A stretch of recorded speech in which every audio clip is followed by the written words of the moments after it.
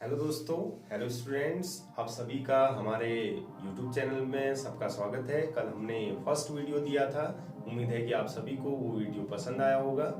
तो आज से हम टॉपिक वाइज, चैप्टर वाइज आपके सामने क्वेश्चंस रखेंगे और उनको एक्सप्लेन करेंगे। उम्मीद है कि आपको कल वाला वीडियो पसंद आया होगा। तो आज हम चैप्टर वाइज काम करेंगे। तो जो भी आपके सजेशंस होंगे आप कमेंट के थ्रू हमें बता सकते हैं। और मैं चैप्टर स्टार्ट कर रहा हूँ, प्रॉफिट एंड लॉस, यानी लाभ तथा हानि।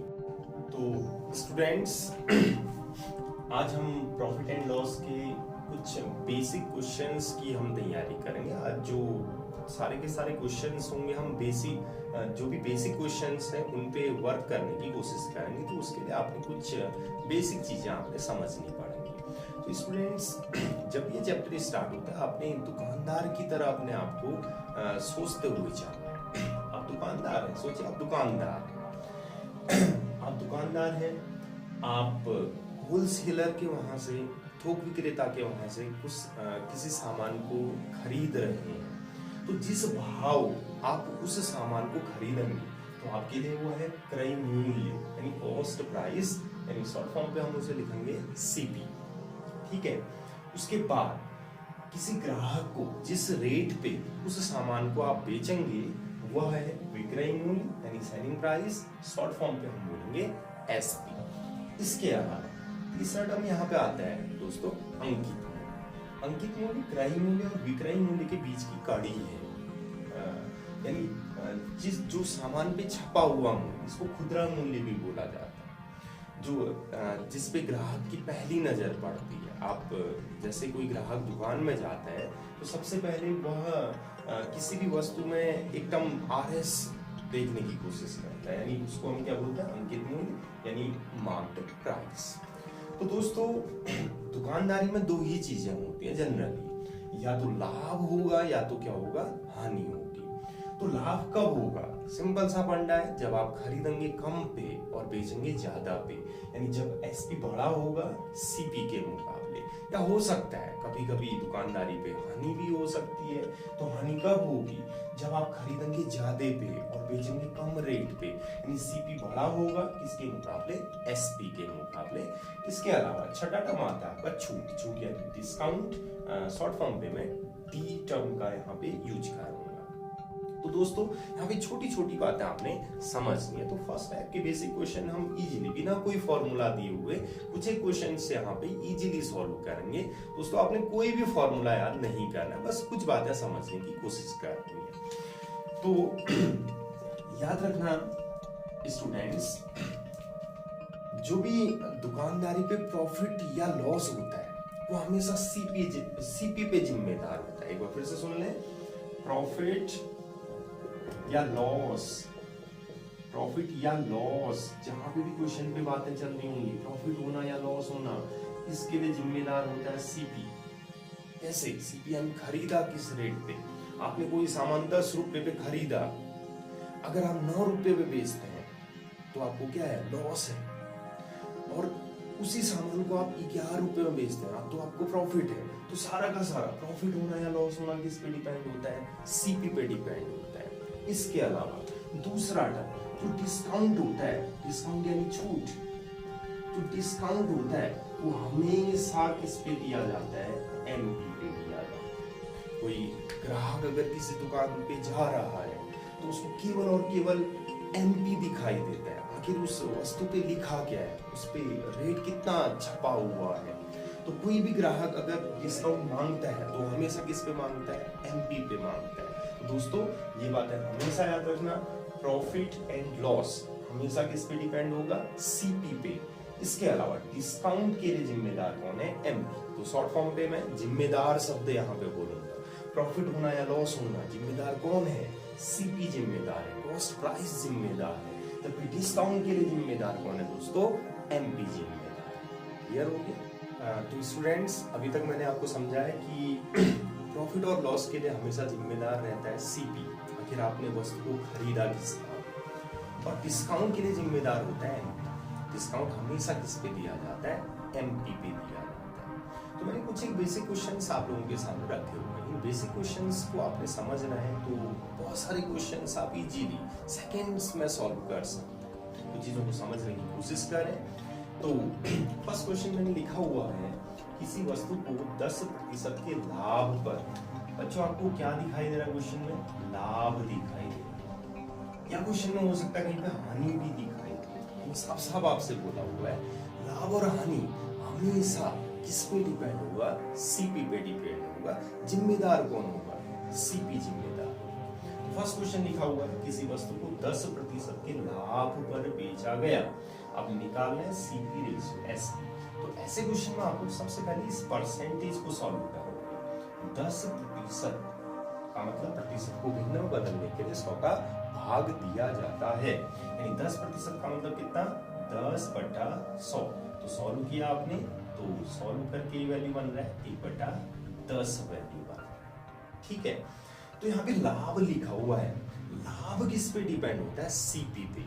ध्यान देना, लाभ अगर सीपी पे डिपेंड है तो बेस बनेगा सीपी, और बेस भिन्न में हमेशा बनता है डिनोमिनेटर यानी हर, यानी इस 10 को आप बोलेंगे सीपी।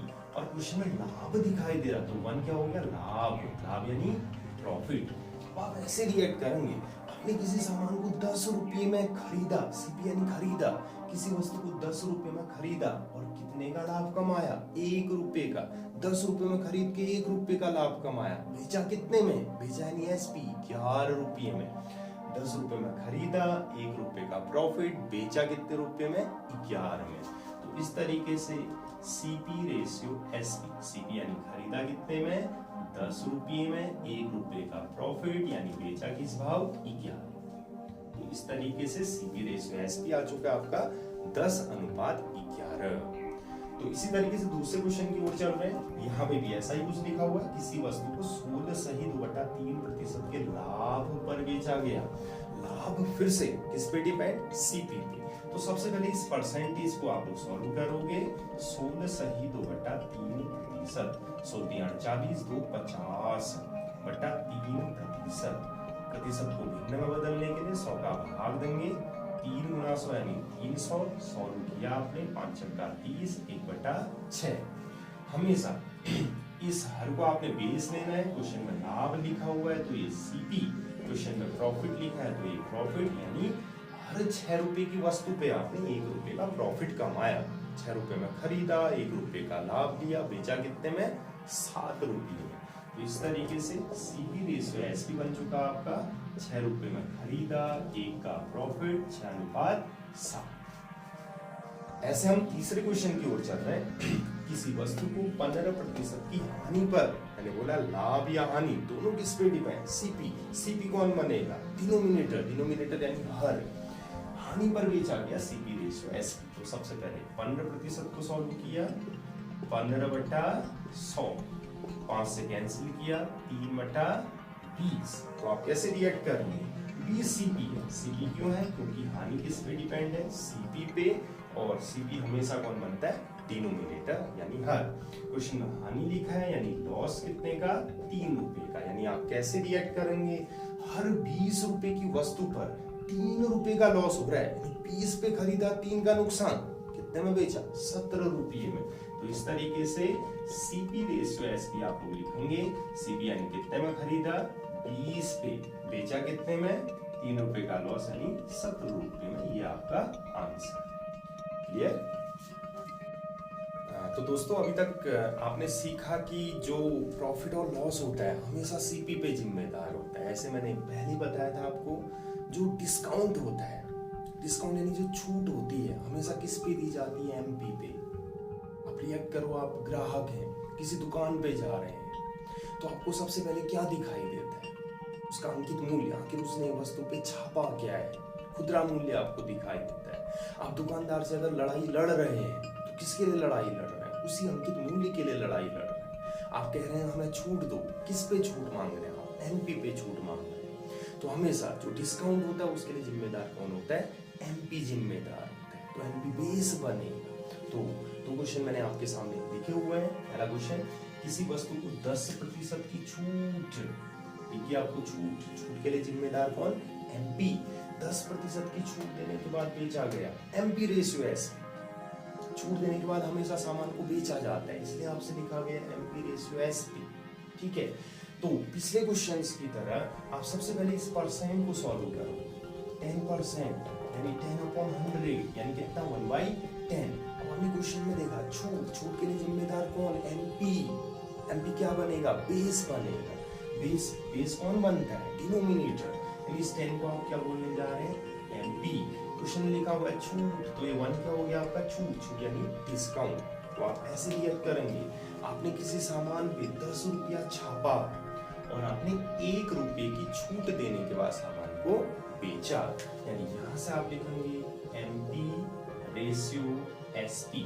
एमपी रेशियो एसपी, आपने छापा कितना, 10 रुपया, 1 रुपये की आपने छूट दी है, यानी बेचा किस भाव, 9 रुपये। क्लियर हो गया। ऐसे दूसरा क्वेश्चन आपके सामने लिखा हुआ है, किसी वस्तु को 12.5% की छूट पे ध्यान दें, 12.5% की छूट देने के बाद बेचा गया, MP ratio SP. Same question है, तो सबसे पहले आपने सॉल्व किया 12.5%, 12 गुना 24, 25/2%। प्रतिशत को भिन्न में बदलने के लिए 100 का भाग दिया आपने, 25/200, 25 चक्को 100, तो 25 8 200 यानी कितना 1/8। आपने क्वेश्चन में देखा छूट किस पे डिपेंड, एमपी पे। एमपी बनेगा 8 और 1 रुपये की क्या छूट, यानी आपने किसी सामान पे छापा कितना 8 रुपया, 1 रुपये की छूट देने के बाद बेचा, यानी एमपी रेशियो एसपी। छापा कितना 8 रुपया, 1 रुपया छूट दी, छूट मतलब छोड़ना, 1 रुपया छोड़ दिया आपने, बेचा कितने में 7 रुपये में बेचा। क्लियर। तो दोस्तों अब इन्हीं क्वेश्चनों से एक आधी स्टेप्स हम आगे जाने की कोशिश कर रहे हैं। ठीक है, तो अभी तक हमने क्या सीखा, मैं एक बार और रिपीट आपको करवा दे रहा हूँ। जो प्रॉफिट एंड लॉस होता है, क्वेश्चन में प्रॉफिट एंड लॉस लिखा होगा, तो उसके लिए जिम्मेदार, प्रॉफिट और लॉस के लिए जिम्मेदार सीपी होता है। और क्वेश्चन में अगर डिस्काउंट लिखा है, छूट लिखा हुआ है, तो छूट के लिए जिम्मेदार कौन होता है बच्चों, एमपी जिम्मेदार होता है।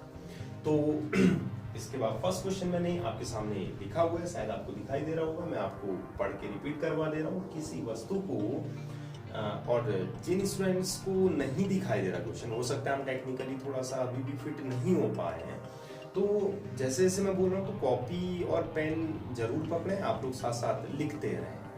किसी वस्तु को 360 रुपये में बेचने पर 20% का लाभ होता है, वस्तु का क्रय मूल्य ज्ञात करो। बेटा ये ऐसे क्वेश्चंस होते हैं जो हर किसी एग्जाम में पूछे जाते हैं, तो फर्स्ट टाइप के क्वेश्चंस मैं आपके सामने रखने की कोशिश कर रहा हूँ। तो ऐसे क्वेश्चंस को विदाउट फॉर्मूला हम कैसे सॉल्व करेंगे, तो सीखते रहे, थोड़ी देर के लिए भूलना है। 360 रुपये में बेचने पर, इस लाइन को थोड़ी देर के लिए भूलना है। क्या लिखा बेटा, 20% का लाभ होता है। क्या लिखा बच्चों, 20% का लाभ होता है। केवल इस लाइन का हमने यूज करना है। तो 20% को सॉल्व किया हमने, 20/100 यानी कितना 1/5। फिर से आपने क्वेश्चन में क्या देखा, लाभ देखा, तो लाभ के लिए जिम्मेदार कौन है, सीपी। सीपी कौन बनेगा, बेस। क्वेश्चन में क्या लिखा हुआ है, लाभ। लाभ यानी प्रॉफिट, यानी आप कैसे रिएक्ट करेंगे, हर 5 रुपए की वस्तु में उसने 1 रुपए का प्रॉफिट कमाया, 5 रुपए में खरीदा, 1 रुपए का लाभ लिया, तो बेचा कितने में, 6 रुपये में। तो सीपी रेशियो एसपी निकाल दिया, बिल्कुल पिछले क्वेश्चन की तरह। 5 रुपए के आइटम को उसने 6 रुपए में बेचा। अब साफ साफ रेशियो वाइज दिखाई दे रहा, 5 रुपए में खरीदा, 6 रुपए में बेचा। लेकिन क्वेश्चन में क्या लिखा हुआ है, अब पहली लाइन का यूज होगा, 360 रुपए में बेचा, लेकिन रेशियो क्या कह रहा है, 6 रुपए में बेचा। ये 6 ना होते हुए रेशियो वाइज हम क्या बोल रहे हैं, 6 रुपए में बेचा, जबकि एक्चुअल में कितना 360 रुपए में बेचा। तो रेशियो का 6 ना होते हुए कितना है, 360। रेशियो का 1 कितना होगा, 360/6। 6 यहाँ गुणा में ऐसे रिएक्ट करें, यहाँ भाग में, तो कितना आ गया, 6 × 36 0, यानी कितना हो गया, रेशियो का ये कितना है, 60। हमने सीपी निकालना है, सीपी के लिए क्या लिखा हुआ है, 5। रेशियो का 1 अगर 60 है तो रेशियो का 5 कितना, 5 × 60, तो कितना 300 रुपया। खत्म। आपसे पूछा हुआ था वस्तु का क्रय मूल्य यानी सीपी ज्ञात करो, 300 रुपया। क्लियर हो गया? तो बच्चों एक क्वेश्चन और मैंने आपके सामने लिखा हुआ है, एक बार फिर से मैं रिपीट करवा दे रहा हूँ। किसी वस्तु को 4800 रुपए में बेचने पर 14.2/7% की हानि हुई तो वस्तु का क्रय मूल्य यानी सीपी ज्ञात करो। तो दोस्तों फिर से इस लाइन को थोड़ी देर के लिए भूल जाएं, थोड़ी देर के लिए जितना हमने सीखा हुआ है उसी का यूज करना है। 14.2/7% की हानि हुई, इस प्रतिशत को सॉल्व किया आपने। 14.2/7%, 14 सत्ते 98, 98 और 2 100/7%, यानी कितना 100/700, यानी कितना हो गया 1/7। क्लियर हो गया? फिर से हानि लिखा हुआ है, हानि के लिए जिम्मेदार फिर से कौन? सीपी, यानी 7 क्या हो गया? सीपी। ए क्या हो गया? लॉस। तो आप ये कैसे करेंगे? हर 7 रुपए की वस्तु को 1 रुपए की हानि के बाद बेचा, यानी खरीदा कितने में? 7 रुपए में, बेचा कितने में? 6 रुपये में। यानी यहां से आप निकालेंगे सीपी रेशियो एसपी, कितना हो गया? 7:6। अब रेशियो वाइज हम क्या बोल रहे हैं? खरीदा 7 में, बेचा 6 में, 6 रुपए में बेचा, जबकि हकीकत क्या है? 4800 रुपए में बेचा।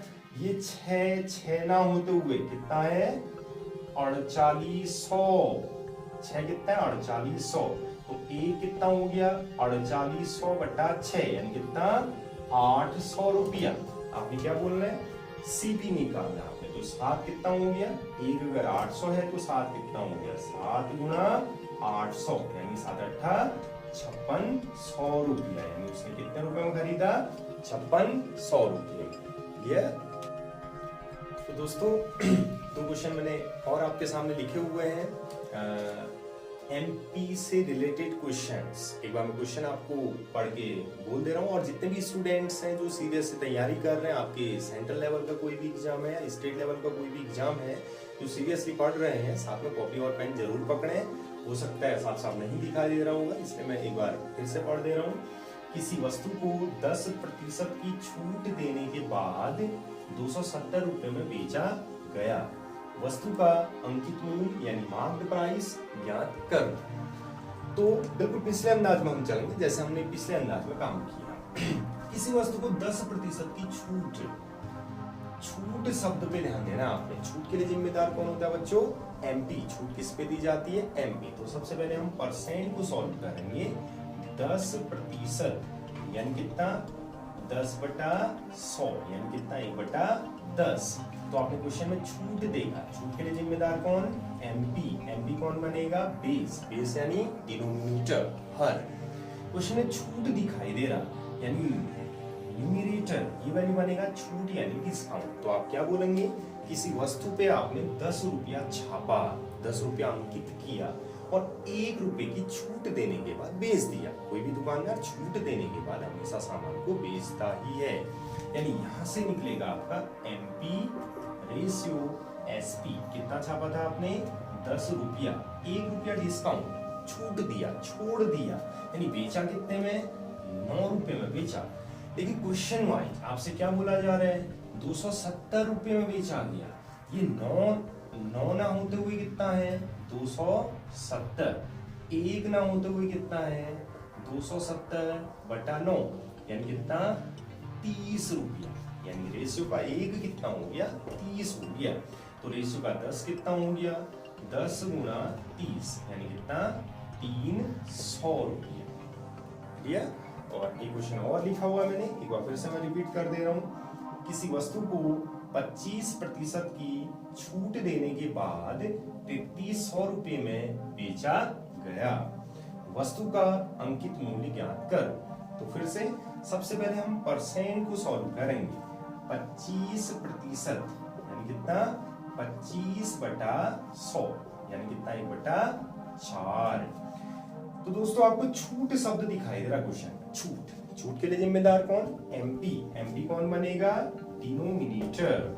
छूट दिखाई दे रहा, तो 1 रुपए की क्या हो गई? छूट। यानी आप क्या बोलेंगे?